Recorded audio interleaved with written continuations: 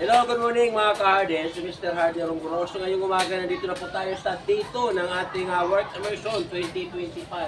Kasalukuyan po, nagsisimula na magtrabaho ang ating mga immersionist dito po sa kanilang pangalawang task para po sa araw na ito. So kaninang umaga, mas una nilang ginawa yung pagliling at paglilipatanin ng mga pipino sa kanilang mga hardin. So ngayon dito na po tayo sa pangalawang task na gagawin nila. Ito na po ngayon yung naka-assign para sa group number 3 ay ang cleaning up the irrigation canal. At yun naman yung isa ay mag-repair ng garden plot, ang group number 1. At ang group number 2 naman ang siya yung maglilinis ng sabi natin side nitong ating mga garden areas. Yan po mga garden ang natutunan natin sa kasalukuyan. Kung makita po natin yung ating mga masisipag na mga work immersionist. Dahil po sila ay naglalaban-laban sa outstanding immersionist for the year. So makita po natin sino kaya sa kanila ang talagang magwawagi at tatanganin bilang Beachworth immersionist for this school year. So yan po mga kahardin, ang tabayanan po natin ang kanilang gawain. Yan po, so talagang malaking improvement na po yung makikita natin. Mula kahapon lang na ngayon, talagang gumaganda na po itong ating mga hardin. So, ipapakita po natin ang malapitan ng ating hardin. So, yan po.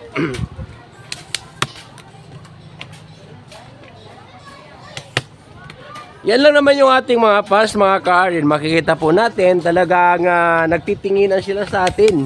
Yan. So, oh, hi muna sa camera. Kasi, yan. So, yan.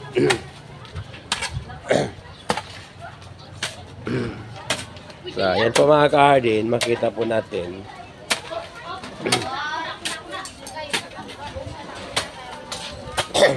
Before kita ma-cover, mabutang kita sa na pataba. Dagdagan nato ng pataba. Ani dito sa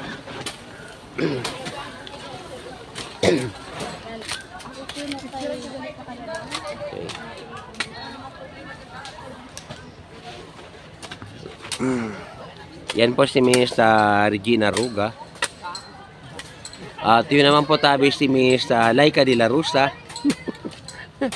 Siyempre hindi magpapauli si Miss Abigail Bertoldo. Okay, dito naman po sa kabila, makikita po natin si Ate Ruth. Yan. Ate Ruth, okay pa? Kaya pa ba? O masakit ng ulo? Ito lang naman yung mga work immersionist natin ang sobrang excited. Hindi talaga nagtulog buong magdamag. So, ibig sabihin, sabi natin konting tulog, hindi sila natulog kagabi dahil po overexcited sila sa kanilang mga activity today. So, yan po kaya nag-worried po ako baka maubusan po ng energy. Lakas itong si Mr. Manlapas. Dahil nga, bago sa maliit siya, wala pang tulog. So, yan, nakita po natin. Kaya pa ba, Mr. Manlapas? Kaya pa? Yan. So, yan naman si Jomar. Ang ating isa sasabi natin, pinakamasipag din. Yan. I-focus muna natin.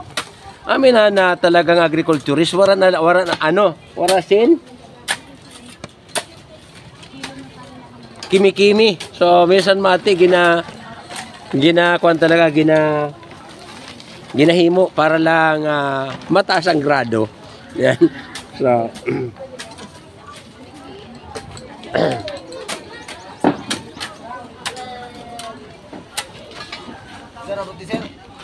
ayun po. Opo. Kami na siya. 1 meter.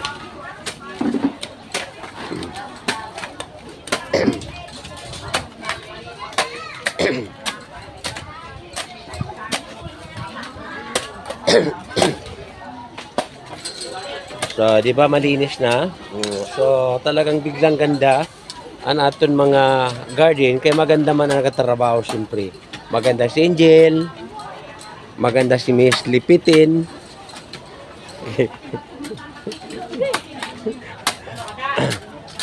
So, di man na namon agriculturist na foreigner. Taon-tano. Yan. Basta di mo na makita ang mga dingot dida ha.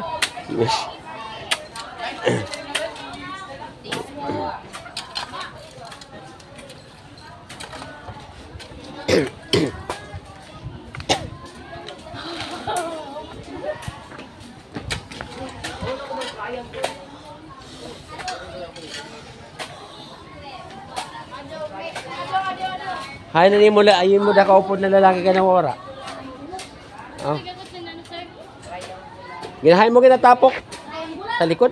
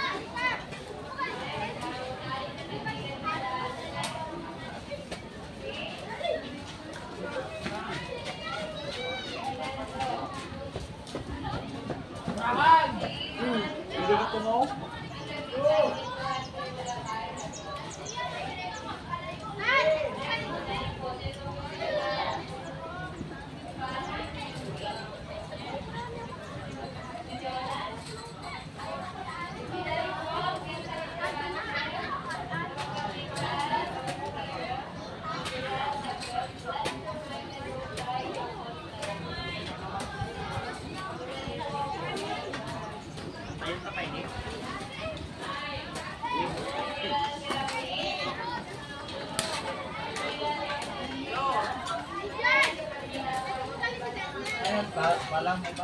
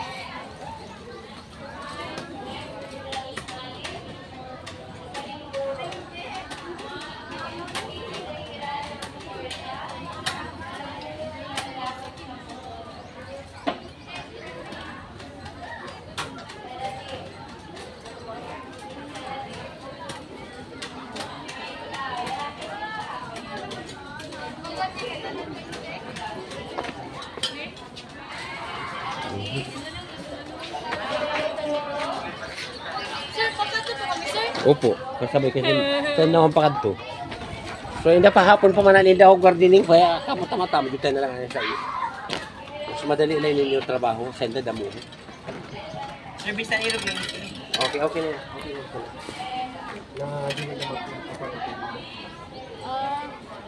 Okay, sir. Panigat naman ba to, sir? Opo, sige na. Ay, mapala pa, ikulang. Sadlay na lang pala ako. Buwa pa na pala natin.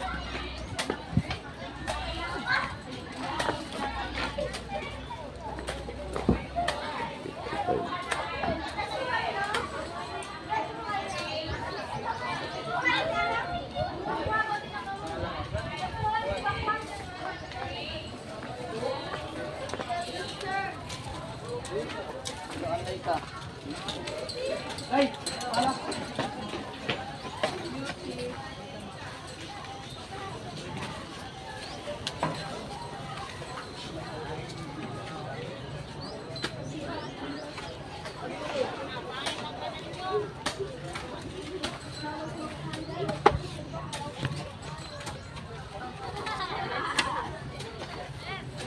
Pakadanya yung lupa ini.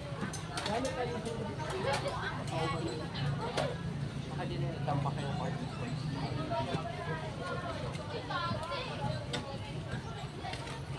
Teka, mahalo ko. O, Jim, kamo na lang halo, Jim. Kapuho na lang yun, Akwan. Kapuho na lang para sa link.